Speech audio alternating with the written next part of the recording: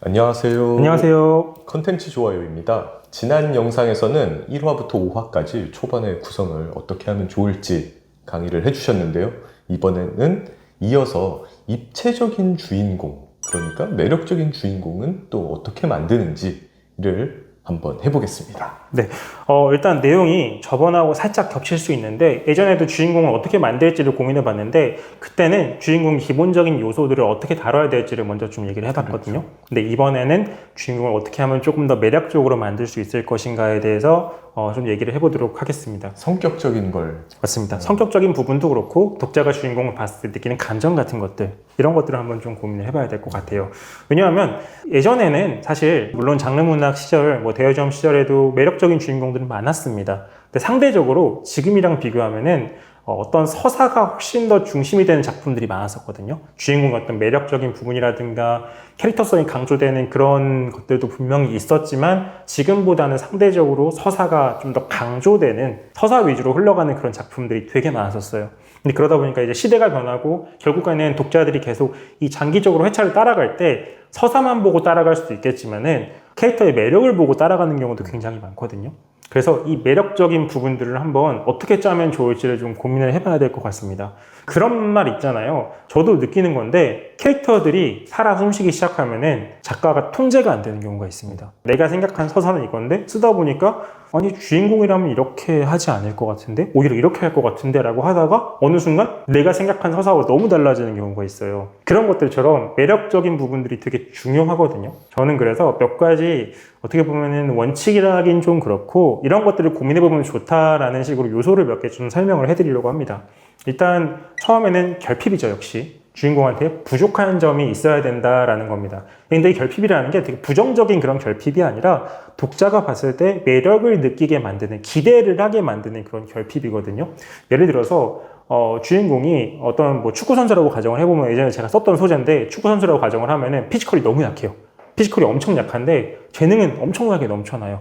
주인공은 맨날 부상을 당하면서도 어떻게 경기 출전할 때마다 골을 넣고 꾸역꾸역 골을 넣어가지고 막 득점왕도 차지하고 그럴 정도로 되게 재능이 넘쳐요. 근데 피지컬이 한 키가 160 정도에다가 몸도 되게 왜소하고 근육도 안 붙는데 천재성 하나로 모든 걸 커버했고 그 덕분에 막 부상 한 번 당하면 맨날 몇 달 알아듣고 근데 복귀하면 항상 골 넣고 이런 천재성을 가진 그런 주인공을 설정해가지고 주인공한테 부여하는 그런 결핍을 만드는 거죠. 근데 그 결핍이 피지컬적인 부분이다 라고 한다면 독자는 그 결핍을 보면서 주인공이 뭔가 좀 더 몸이 좋게 태어나거나 몸 좋은 놈은 빙의를 하거나 하는 식으로 해가지고 이야기를 끌고 갈 수 있겠죠. 은간우의 몸이 빙의한다든가 이런 식으로 이거 좀 그렇긴 하지만 이런 식으로 기본적인 결핍을 주인공한테 제공을 해주는 게 좋습니다. 그 결핍이 설령 다음 화에서 바로 채워진다고 하더라도 혹은 앞으로 빠르게 채워나갈 거라 하더라도 이 결핍이 존재한다는 건 메워질 구멍이 있다는 뜻이거든요.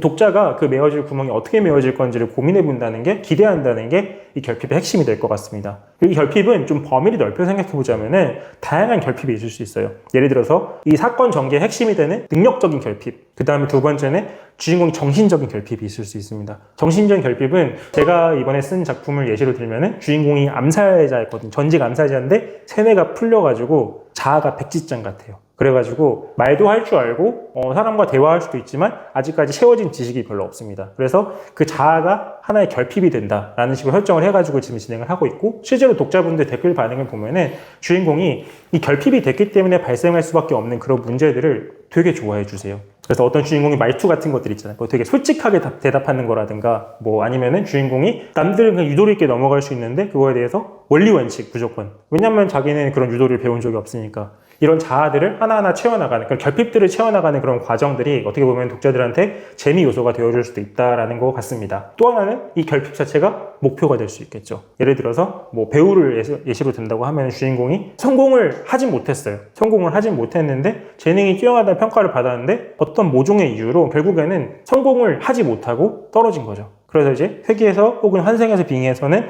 이번 생은 최고의 배우가 되겠다. 이런 식으로 이야기를 끌고 나갈 수도 있는 거고 결핍이라는 건 그래서 되게 중요합니다. 또한 이 결핍 자체가 주인공의 성격을 설정하는 데도 큰 영향을 미칠 것 같습니다. 예를 들어서 주인공이 아까 말씀드린 피지컬적인 부분들 이런 것들이 좀 부족해가지고 그런 결핍이 생겼을 때는 부상에 굉장히 예민하게 반응한다든가 아니면은 부상 입히려고 하는 놈이 있으면 가가지고 그 피지컬로 담가버린다든가 이런 식으로 이야기를 전개할 수도 있을 것 같고 결핍적인 부분들은 그래서 되게 중요해요. 주인공한테 이런 것들을 부족하게 만들 테니까 앞으로 채워나갈 거야 라는 암시를 주는 거나 마찬가지거든요. 그래서 결핍을 하나 부여하는 게 좋을 것 같고, 또 하나는 저번에 주인공 만들 때도 말씀을 드렸지만 작가 본인의 성격을 너무 투영하는 건 좋지 않다라는 것도 같이 말씀을 드렸었죠. 그 부분은 이미 설명을 드렸으니까 넘어가고, 이제 거기에 이어서 그렇다면 주인공을 어떤 성격으로 만들어야 할 것인가가 되게 중요할 것 같은데, 그 성격을 이렇게 규정하시면 좀 어려울 것 같은 게 평범한 성격, 거친 성격, 소심한 성격 이렇게 규정을 해버리면은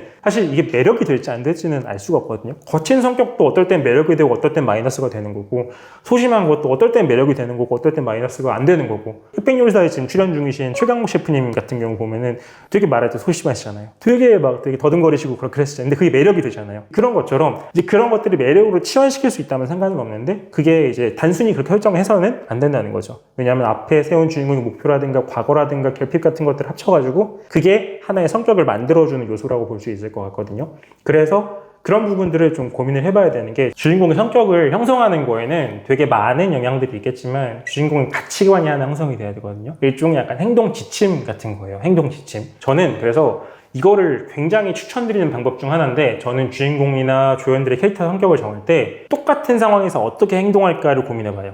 이게 예전에 그 스왈로우 나이츠 테일이라고 김철곤 작가님 쓰신 SKT라는 작품이 있거든요.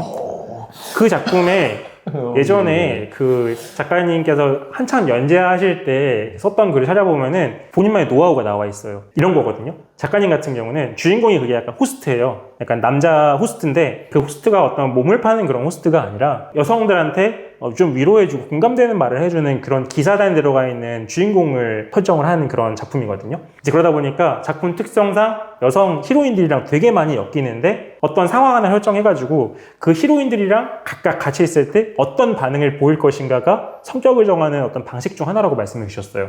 예를 들어서 지하철에 한 자리밖에 없는데 주인공이랑 각각의 히로인이랑 같이 타는 장면들을 각각 설정을 한 거죠. 예를 들어서 어떤 히로인 같은 경우는 내가 앉고 그 위에 주인공을 앉힌다, 이런 식으로 하는 성격을 보여준다든가, 아니면은 주인공한테 앉으라고 양보를 하는 히로인이 있는 반면에 어떤 히로인 같은 경우는 옆 사람을 쫓아내고 같이 앉는다, 이런 식으로 설정할 수 있는 거거든요. 상황을 하나 던져놓고 저는 거기에 맞춰가지고 얘 성격을 어떻게 구성하면 좋을까를 시작을 좀 고민을 해보는 편입니다. 그래서 지금도 신규 캐릭터를 등장시키는 타이밍이 와가지고, 지금 쓰고 있는 연재본에 신규 캐릭터를 등장시키는 타이밍이 와가지고 고민을 하다가 거기서 좀 영감을 얻었어요. 요새 애견남, 테토남 되게 유행하잖아요. 이제 애견, 테토남이 뭐 소심하다, 내향적이다 뜻하는 건 아니지만, 거기서 좀 착안을 시작해가지고 되게 소심한 등장인물을 만들어보면 어떨까. 너무 소심한 나머지 머릿속으로 생각을 너무 많이 해가지고 그 결과가 극단적으로 나오는 거예요. 상대방이 예를 들어서 시비를 걸었는데, 시비 걸면 뭐 도망가거나 아니면은 그냥 대충 맞서서 싸우면 되는데, 머릿속으로 너무 소심해가지고 고민을 많이 하다가 갑자기 칼부터 꺼내드는 그런 식으로 이제 좀 소심한 것들을 강조해가지고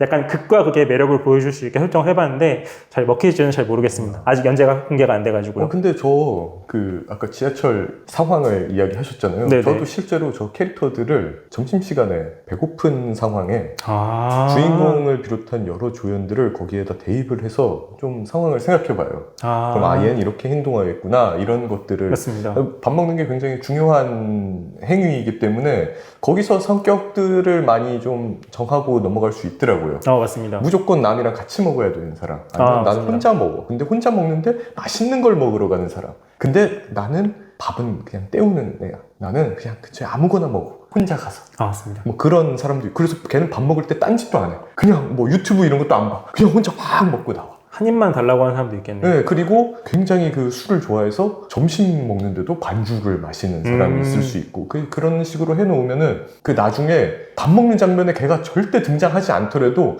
밥 먹는 외의 장면에서도 그런 것들이 다 드러나요. 아까처럼 뭐 반주를 꼭 마시는 놈이. 맞습니다. 그럼 맞습니다. 걔랑 아침에 만났어. 근데 걔는 아침마다 막 숙취에 시달리면서 숙취 해소제를 먹는 게 걔의 어떤 트레이드 장면, 마크처럼 그 장면이 될 수도 있어요. 그러면은 맞습니다. 이 사람이 어떤 사람인지 독자들은 너무나 잘 알게 돼요. 얘는 맞습니다. 밤마다 술 마시는 애구나. 그런 거.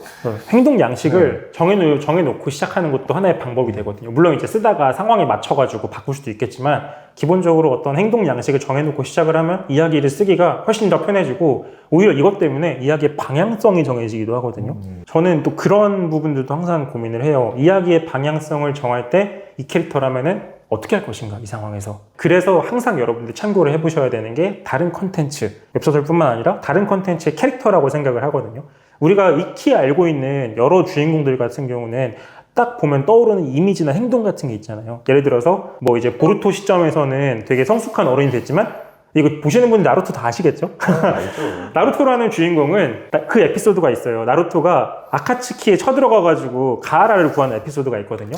이제 거기서 그 아카츠키 mem버 중 하나가 자기는 잘 모르니까 나루토가 도대체 누군데? 라고 하는데 사소리가 딱 이렇게 설명을 해요. 맨 처음에 큰 소리를 지르며 달려오는 놈.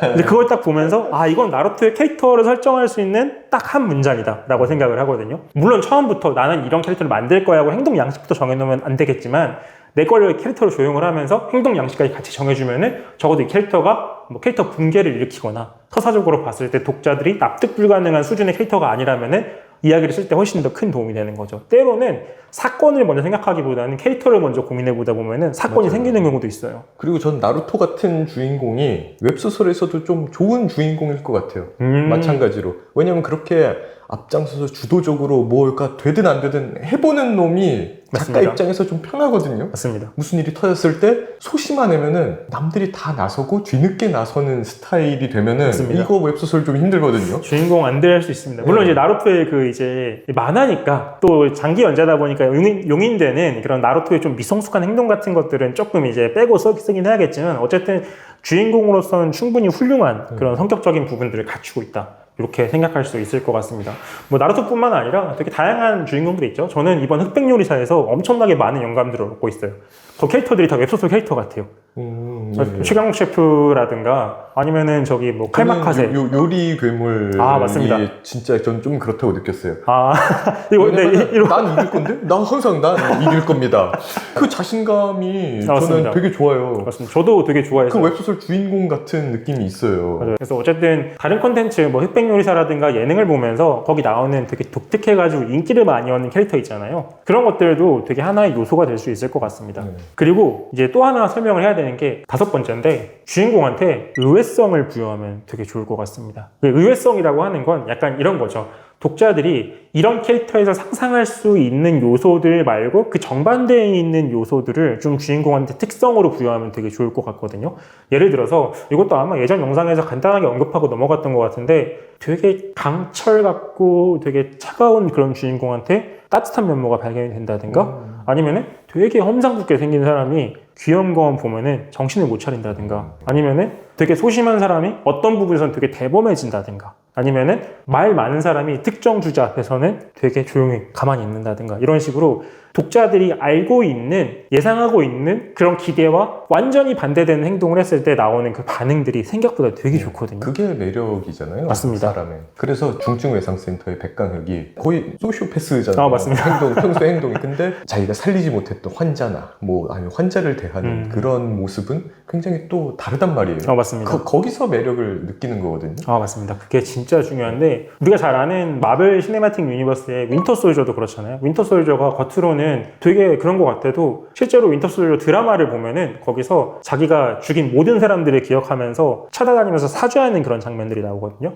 그게 하나의 매력도를 끌어올려주는 요소가 될 수도 있고, 또 하나는 이번 최근에 좀 화제가 된 건데, 그 두바이 쫀드 쿠키 있잖아요. 안성재 셰프가 본인 채널에서 두바이 쫀드 쿠키를 만들었는데, 그 자기 애들 준다고 만들었는데 애들 의견 하나도 안 따르고 완전 맘대로 만들어가지고 난리가 났던 그런 사건이 있는데, 저는 보면서 사람이 되게 매력적이다 라고 느꼈거든요. 이제 약간 그걸 보면서 옛날 트라우마가 떠오르는 사람도 있겠지만, 보면서 되게 방송으로 봤을 땐 되게 냉철하고 타입이 없는 사람 같은데 애들하고도 타입이 없을 줄은 몰랐네? 약간 이런 식으로 좀 흘러가는 게 되게 흥미롭더라고요. 그러니까 요새는 그래서 되게 다양한 콘텐츠를 보면서 캐릭터성의 영감을 얻고 있습니다. 그러니까 이 캐릭터를 짤 때, 그리고 또 하나 이거에 연결지어서 팁을 말씀을 드리면은 모티브가 되는 캐릭터 하나를 찾아보시면 좋을 것 같아요.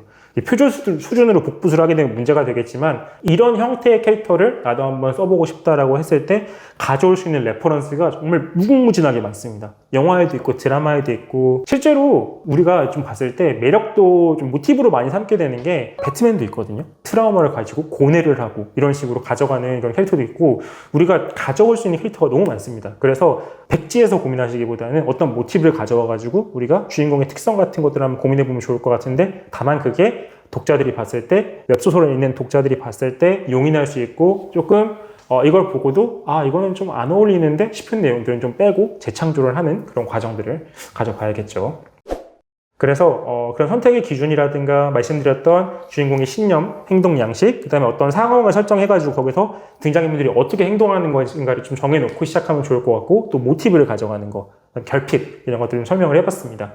주인공에 대해 설명하려면 사실 1시간도 모자라고 여러 의미로 좀 많은 것들을 설명할 수 있을 것 같은데, 사실 가장 좋은 건 예시로 드는 거겠죠. 되게 다양한 인물들을 예시로 들면 설정을 한번 설명을 해보고 다시 한번 재창조해보는 그런 과정들을 가져야 될 것 같은데, 앞선 주제와 마찬가지로 이번에도 러프하게 좀 진행을 해봤습니다.